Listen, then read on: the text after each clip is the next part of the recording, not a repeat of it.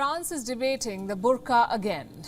This time the swimsuit version of a burqa, what many people call the burkini.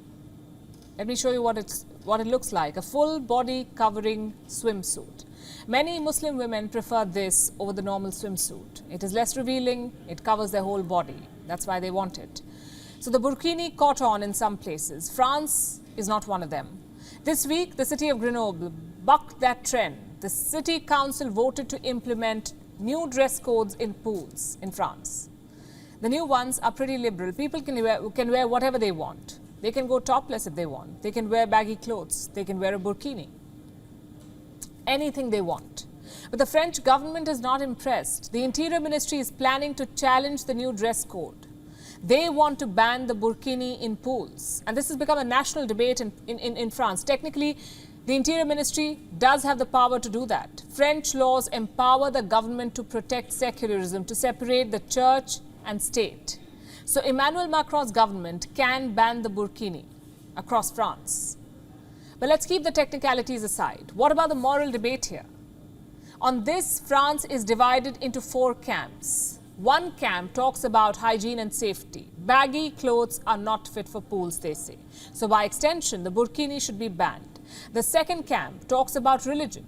They believe the burkini is a sign of creeping Islamism. So to protect French secularism, it must be banned. The third camp denounces the whole idea of burqas. Veils are inherently misogynistic, so it's time to ban them in whatever form they come.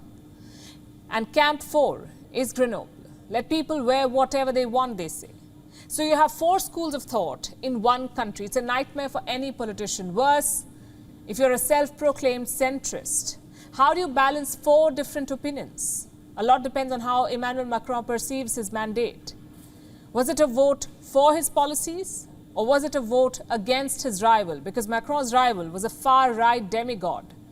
So many voters did not choose the president. They say they chose the lesser evil. But does the president realize this? Macron's first term was marked by what his critics called soft Islamophobia. He targeted Islamic schools, he shut down mosques. Some of those moves were criticized as Islamophobic. The question is, will those campaigns continue? If the burkini ban is any indication, well, they will. Having said that, there is a rational angle to this ban as well. French law does not specifically target the burkini, you see. It bans any kind of baggy clothing. Which brings us to another aspect of French laws. Do they make sense anymore? French secularism is called laïcité. In other words, the state and religion must be separated. Religious symbols have no place in public life. That's what they say. Now, in 20th century France, that must have made perfect sense. The population was mostly Christian, so there was no emphasis on public display or symbols. The perfect law for a white Christian nation, that's what it was.